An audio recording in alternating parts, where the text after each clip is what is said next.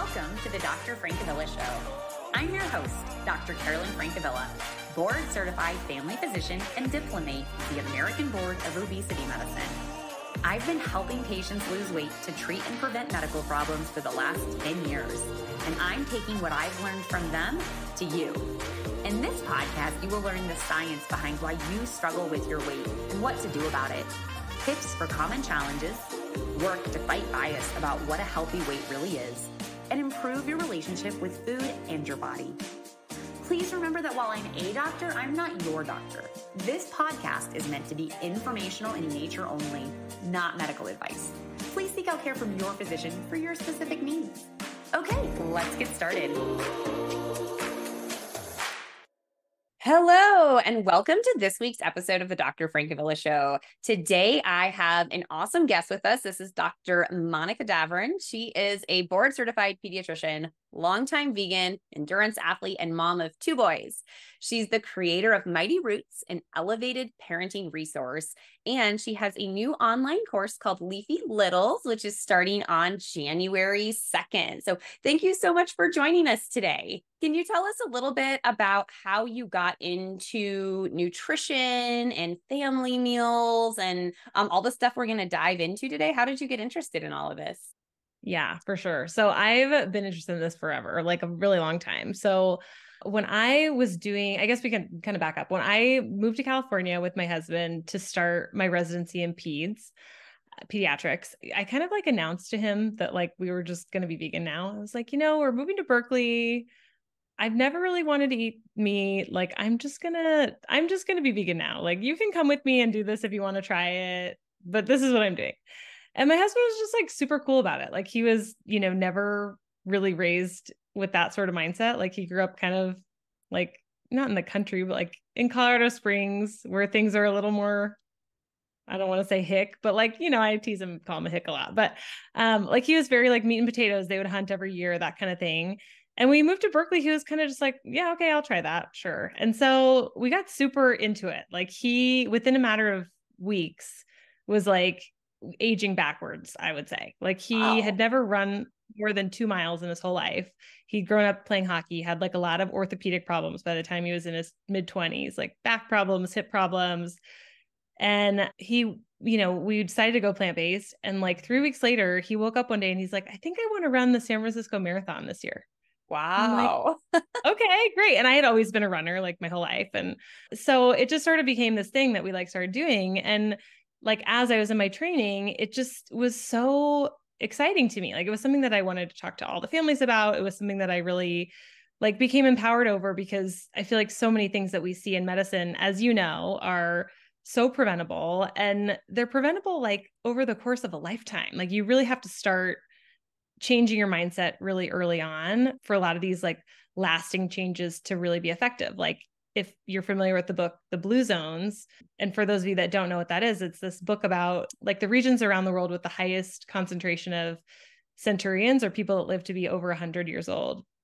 And they look really carefully at like the practices of those communities, and their habits are just these like really wellness-based habits, but they do them over decades. And so that's where the benefit sort of comes into play. So for me, I just got really excited about it because it was like this lifestyle change for us that was so important and mattered so much. And I could just kind of see like in these families, how helpful it would be to adopt some of these changes. And so, yeah, long story short, fast forward, I actually spent the first 5 years of my career at Children's in the emergency department, where I didn't really get to flex this muscle very much, but I recently kind of moved into a private practice, primary care, and now I get to talk about this like all day. And so it's just been really fun. Yeah, I think one of the points you just made that is super key is that the longer we're able to stick with a health habit, the more impact it's going to have on our health, right? Which isn't to say like, don't make a health change at 65, right? You're still going to get benefit.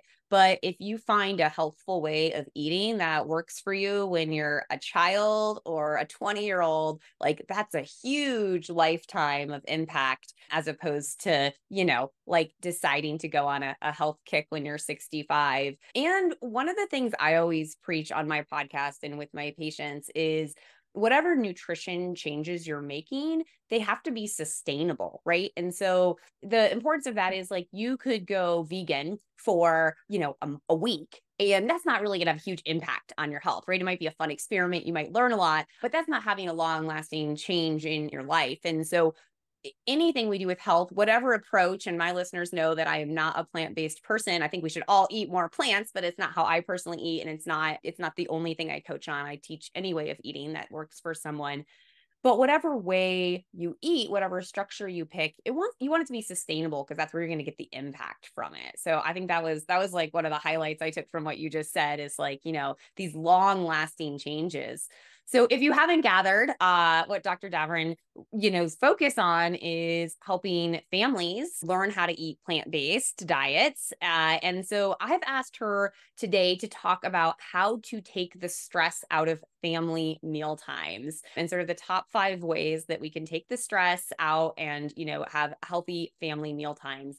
Because anyone who's a parent knows that mealtime can sometimes make you go bananas.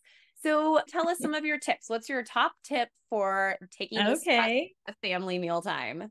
Yeah. So like you said, I completely agree. Any change that you're going to make for your family, for yourself, has to be a sustainable change. And so for me, like one of the things I love to say about a plant-based lifestyle is like anything worth doing 100% of the time is worth doing like 5% of the time too. Like you're still going to get a return on investment, even if it's this big.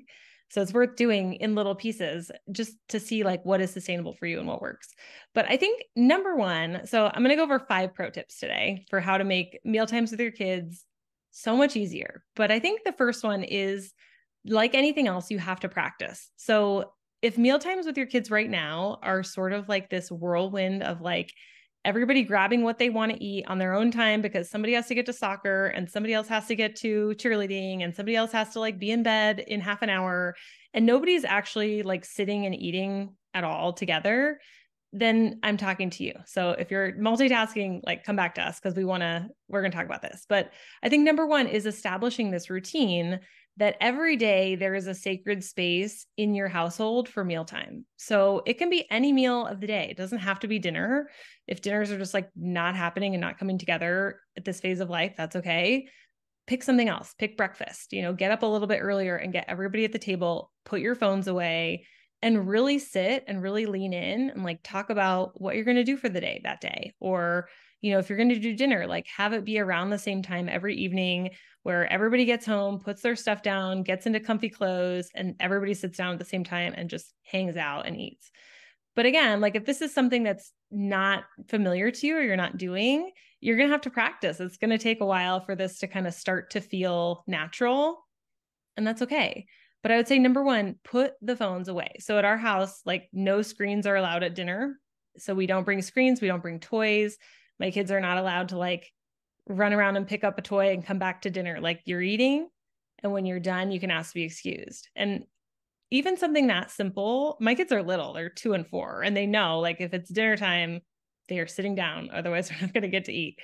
And I think just doing that, like having that routine and having that space in your day to day is just really important, because it allows people to actually sit and connect and talk without all these distractions. And there's good evidence, and maybe some of the data better than me, that those family meal times really translate to long-term healthy habits. I know that at least in the world I'm in, we know that they reduce rates of obesity for children to have those family meal times. I don't know if you have any other evidence or pearls about why those family meal times are helpful, but I do know that that is at least one of the very positive things that having that family meal time. And I love your idea that if it's not dinner that's doable, that like, why can't it be breakfast? That could be the family meal time as well. The dinners get crazy as people have older kids. We have not quite entered that zone, and I don't know how we're going to handle it, because family dinner time is also something we really focus on in our household. And we have the same rule about no screens. And occasionally our children will call one of us out on it. But yeah, we do no screens as well. And I think that those dinner times really are helpful. And one of the first steps that sometimes people are missing when they're trying to do that is having a place to have that family dinner. So there's some people who are so used to eating like on their car or like eating in front of a TV. And so that the table has become a place where there's like mail or crafts or who knows what on the table. And so making sure you have that space as well is like the first step. If you don't have like a counter or a designated place you can eat together as a family, then it's kind of hard to have that time together as well.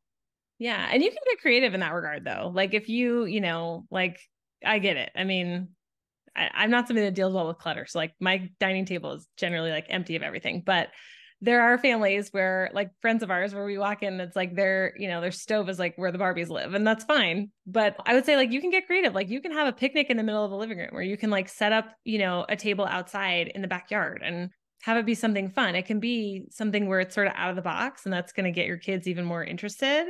You could do where it like was it in the blue zones? Yeah. Which community was it in the blue zones? Was it Okinawa, where they don't use chairs and they sit on the ground? And that was one of the thoughts of why they live so long and are so healthy, because they're constantly up and down, sitting, squatting, standing, because they don't sit in chairs all day and they have to do a lot more work to sit. So, I love it. Family picnics for all. Yeah. Hey, that's what I'm here for.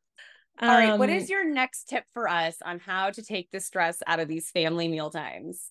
Okay. Well, so there's a couple more. So I think the second one also pertains to like the culture of mealtime at your house. So the second one is like, keep in mind when you put together your kids' plate. So if you have little kids, this is going to pertain to you more, but like we need as a society of parents to just back off and allow our kids to eat when they're hungry and quit when they're full. And so I think this is something that we really lose in adulthood. Like kids are born with this innate ability to be hungry and cry like little babies. And then they eat and then they're full and then they don't eat anymore. And as adults, like we've become so like we perseverate so much on food, especially in our culture where it's like, there are people that like just talk about food and think about food all day. And it's no longer this innate process, right? And so somewhere along the way, we lose it. Yeah. And so something that I really advocate for and things that I tell my patients and my families is like, once you serve that healthy plate, you're going to leave it and your job is done. You're not going to comment on how much your child is eating. You're not going to tell them what to eat first. You're going to be okay with them eating anything on their plate in any order and in any amount. And that I think is like, if you don't hear anything else about this podcast, like take this piece away, because this is something that you can really, really change, like the way that your children relate to food. And, you want to foster this positive relationship with food for them, as opposed to this like stressful thing. Like, oh, which of these is the best food on my plate? And what am I going to eat first? And what am I going to eat then? And what if I eat too much of this? Like, no, we're just going to back off and trust that our kids' bodies know what to do and like leave it to them. And we're just going to focus on the connection of mealtime instead of pressuring our kids to eat or not eat. Right. Like that's just like one more battle to be like, oh, you need to eat this first, or make sure you eat a little bit of everything, or finish your plate, or all those things is like, it's just creating more battles at the table. We already got everyone sitting down. Like, let's just let it go. Let's just enjoy the meal and each other's company at this point. Yeah. And sometimes it's like, what if we held a mirror to that behavior? Like, what if what if you went out to dinner with your husband or your partner and the whole time they're like, well, why haven't you taken a bite of this yet? Why aren't you eating this? Like, have why you didn't ever you been with an adult who does that to you? Can you imagine like how that would make you feel? Like you wouldn't want to sit there. No way. You'd be out of there in a heartbeat. I've had people do that with me. It's very uncomfortable. Yeah. Like, oh, don't you want more? Aren't you like, no, I'm good. Like that was good. It is uncomfortable. So that's how our kids feel too. And I think that it's just an important thing to kind of call out, because it's become so normal to be like, finish your plate or one polite bite. And like I spent all this time making this. And trust me, I understand like when you make this meal and you've tried so hard to make it balanced and perfect, and then your kids just refuse it completely. Like, yes, that is so stressful and infuriating, but you're not going to go there. You're not going to like project on your kids. Right. You're just going to like sit down, eat your food, focus on your family, and be done. Yeah. One of the things we'll do, tell me your thoughts on this, is, and this actually happened tonight, was my son took a few bites and he said he wasn't hungry. And I was like, okay, that's fine. I'm going to put it on the counter for you. And then if you're hungry before bed, then you can have, the chili that we made, because Otherwise, sometimes then it becomes something like, crackers or yogurt or something else. And I'm like, no, Yeah. like if you're not hungry, you don't have to eat right now. That's totally understandable. But like, it's still the reasonable dinner options that we serve that are going to be your choices. So it's Right. like, it's Yeah, there. I think that's fine. And I think that's the importance too of establishing this routine of like, okay, this is when we're eating. Yeah. And once we're done, the kitchen's going to close. Like that's kind of the way that I do it. Yes, we I think use it's that term perfectly fine sometimes to too. be The okay. kitchen's closed. Like we have a kitchen, the kitchen's closed Kitchen's time. closed. Yep. Yeah. And so when we ask our kids if they can be like, our kids know that they need to ask us to be excused from the table. And so usually I respond to that with a question like, okay, well, is your body telling you that you're going to be full until tomorrow? Because this is like kind of the end of food for today. And half the time they're kind of like, well, actually, I think I'm going to keep eating because I don't know if I'm going to be ready to leave. Like they kind of pause and kind of check in with their body and say like, okay, well, I'm going to have a little bit more, or I think I'm actually good. I'm ready to go play.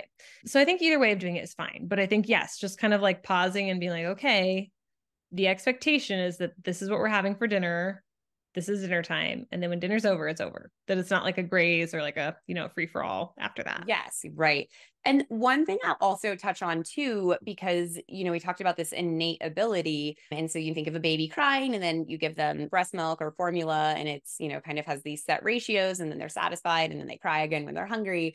But one of the challenges that we have in the real world that we live in is that a lot of our food is this ultra processed food. And it turns out our bodies respond really differently than that, right? So most people's body will naturally get full from, broccoli and salmon and couscous. I don't know, whatever, some real foods, right? You feel more satiety. But the problem when we have something that's like super ultra processed, like, I don't know, mac and cheese or tortilla chips or something like that, is it kind of throws off our ability to tell that we're full because these foods don't have very much fiber in them. They're not like sort of the natural foods our body were designed to feel full from. And so sometimes when we're not eating like a balanced meal, our body like struggles to know that it's full. It can really throw off our hunger and satiety cues. Yeah, I'd say that's like totally true for adults. And it's true for kids too. But I think like one thing that I think about when I feed my kids is that they are basically running a marathon like every single day. And so while for adults, it's really important, like we really want to avoid all those processed foods. For kids that are growing and developing every day, their brains are working overtime. Like we, as adults, we dedicate like 20% of our glucose to our brain. Kids, it can be up to like 60 or 80% at a time. And so if you think about it that way, like I think it makes you a little bit more comfortable with some processed foods on their plate. And it's for a couple of reasons. So number one, they need the fuel. Like they absolutely need some quick burns throughout the day because they're like running around like crazy. They're growing, they're doing all these things. But secondly, a lot of kids really want familiar foods. I mean, most kids, they're kind of designed like from an evolutionary perspective to really, really, really like familiar foods. And the reason is that like, you don't want your 3-year-old out in the boonies, like eating dirt off the ground, right? Like when we were cave people, children were designed to like be picky because they weren't going to like just eat whatever, right? Like it wasn't always safe to just go out and eat whatever you could find. And so from an Don't evolutionary try the new berry. standpoint, It might kill you. yeah, it makes perfect sense that they're very picky, right? And so they like what they like. They like what's familiar. They like what they can count on. Like a wheat thin tastes exactly the same every single time you eat it. Whereas like a blueberry might be squishy or crunchy or crispy or weird. And sometimes it's really good. And sometimes it's not that great. And kids don't like that. That like freaks them out. And so some familiar foods on the plate are really important to initiate the process of eating. So if you put all these foods on your kids' plate that they don't know, like if you have really little kids, like you're going to bring them to Thanksgiving dinner and they're not going to know like what the heck is on their plate. They're probably not going to eat any of it. So they need some of these processed foods to just get the process going. That being said, you can be extremely judicious and picky about which ones you go for because there are healthy snacks that exist that are okay, like these, chickpea poofs or whatever that you can find at Costco. But I think like being so stringent about processed foods as an adult, this is something that I learned very quickly when I had kids, is that like for us, this whole food, very low fat, low salt diet does not sustain a baby. Like they have to have, kids have totally different nutrition needs. And even, sometimes I think a big thing I teach for people who are trying to lose weight is increasing protein. And so we tend to have this like obsession with protein, which serves many of my patients well for what they're doing. But the protein needs for kids are actually a lot lower, especially like little kids, than a lot of people think as well. So the nutrients they need, especially when they're little kids, totally are different than what we need as grown-ups as well. Okay, hit us with your next tip to reduce stress for family meal times. Okay, so number 3 is the obvious one, right? So you're going to plan ahead, just like you teach for all the other things that you teach your followers, right? If you can't plan ahead, you're going to end up in a pickle where you come home from work and everybody's crying. It's the witching hour. You're trying to get everybody on the table, like at the table. You don't even know what you're going to eat. Like, it's just a mess. So as best you can, you're going to plan ahead. So my number 1 go-to is a pressure cooker. I cook in the pressure cooker like 3 to 4 times a week, because here's what you do. Spoiler. You dump in the ingredients, you shut the lid, you press start. In 15 minutes, dinner is done. This can be like a wide variety of foods. It can be, rice and beans with a bunch of like a taco packet, some frozen corn, some broccoli. You're done. I make a cashew queso in the Vitamix. It's delicious. I serve that at least once a week. Put it over. You have to invite me over. We didn't say this, but yeah, anytime. I think I'm actually make that tomorrow because I don't have any other plan. But yeah, the other thing is like meals on repeat for kids are great because they recognize that's them. what I was just gonna say. That's been like the huge lifesaver in our household, both for like our mental sanity of like, not having to think about what we're going to make, and knowing that like predictably our kids probably are going to eat that food. So we have kind of become those people where it's like, Taco Tuesday, and like we have our pasta on Thursday, and we have our hummus chicken on Wednesdays, and like we kind of have this routine. It's moving into winter, so chili has made its way into the rotation now and pushed out like winter summer salad sort of stuff, but it makes your life so much easier to be like, look, this is just what we have on Tuesdays. We always know what to get at the grocery store. We know how long it takes to cook, like easy peasy. Yeah, completely. Yeah, I would say if you're going to invest in some kitchen appliances, get a pressure cooker. You can get them like on the free, buy nothing pages, or you can get them like on Marketplace for $15. Yeah, everyone has bought one and like didn't figure out how to use it and gave up on it. So they're out there for cheap. Oh yeah, for sure. Yeah, you want to make sure like with the pressure cooker, you probably want one that like for sure works. Like you don't want like exploding in your kitchen, but yeah. All right, hit us with your next tip. I think we're on number 4. So number 4 is recipe ideas. So if you are feeling like you have a little bit of writer's block in the kitchen, this is what you're going to do. You're going to get out a sticky pad of sticky notes and a pen, and you're just going to like turn some music on, and you're going to like think about all the foods that your kids already like to eat. Okay. And these are broad categories. So there's going to be basically two steps. So the first one is ingredients that they already like. So like whole food, plant-based stuff. So if your kid likes broccoli or strawberries or grapes or bananas, like you're just going to make a big list. Each one gets one sticky note, like sweet potatoes, corn, green peas, cauliflower, apple slices, all of those things, whatever. And you're going to like end up with however many, 30 sticky notes. And then you're going to think of like all the main dishes that you like to make. So this could be something in the pressure cooker. This could be a casserole, tacos, pasta, whatever. You're just going to write each of those on a sticky note. And then you're just going to like put them together. So maybe you say, okay, I like my cashew queso that I can make in the blender. I like sweet potatoes. I like chickpeas, and I like tacos. So I'm going to make that tonight. And that's going to be easy peasy, right? So when you break it down like that, it's easy and it's fun, and you can actually like involve your kids to some extent and like bring them to the store with you and get all the stuff. And it's really fun and it's super easy. I really need the cashew queso recipe. It sounds really good. Oh, it's so yummy and it's so easy. Okay.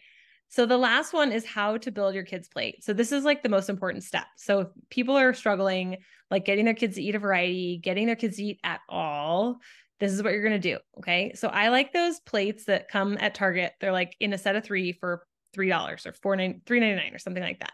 And it's basically like one, I should have brought one down. I have like 100 of them in my kitchen, but it's like one half of the plate. And then the other side is like, divided in half. So there's 3 sections, like 2 small and 1 big.